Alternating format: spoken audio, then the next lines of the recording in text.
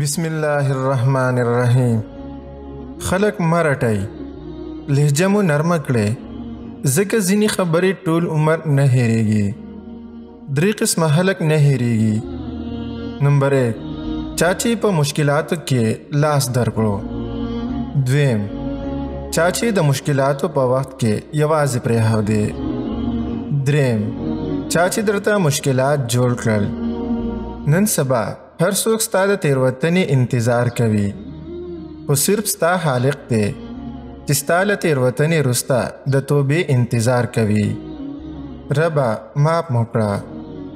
رسول الله صلی الله علیه وسلم حضرت علی رضی الله تعالی عنه ته وفرمایل که چېرې ستا په لاس الله تعالی یو کس ته هدایت وکړي نو دا به تا لپاره تر سرو اوښانو څخه غوره وي.